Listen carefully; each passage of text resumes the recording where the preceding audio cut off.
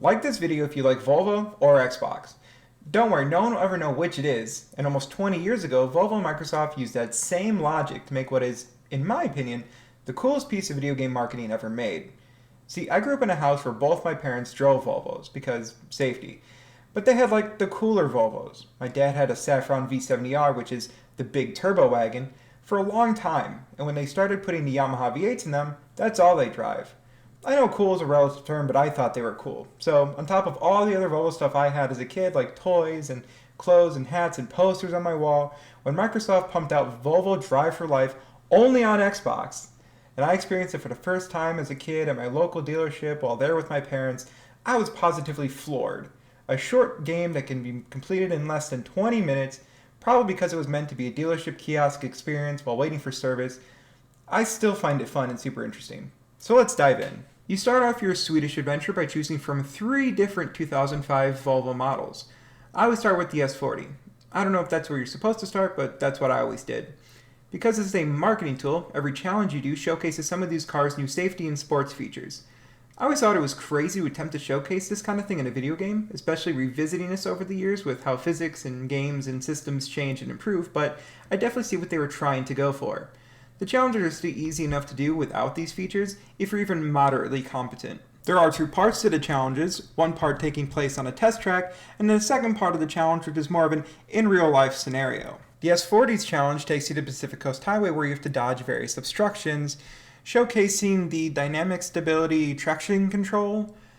Once completed, it shows your ranking, which for me has always been gold. I finished with 30 seconds left, I finished with 1 second left, and it always shows gold. I'm not sure if it's based on your performance during the race or if it's based on time, but no matter what you do, it will always show gold, or at least it always has for me. Next car is the XC90 V8 with the infamous moose test to show the roll control.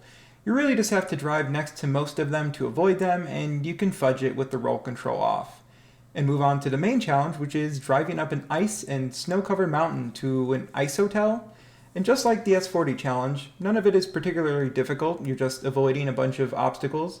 Even if you do hit some of the things, you'll still make it with plenty of time. Finally, you have the S60R challenge, which showcases the different drive modes that's part of the 4C adaptive suspension system that sucks to deal with in real life.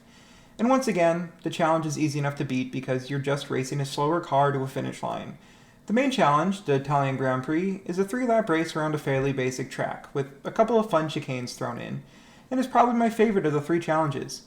You even get a brief cameo from the V70R as well. When you're all done with the exhilarating gameplay, you've customized all your cars with the different packages and wheel and color and transmission options, you can now head over and check out the amazing safety and history videos that are packed in with the game. There's this one that I guess is the lesson of Volvo safety through the years, and then there's this other one that's a montage of Volvo crash tests.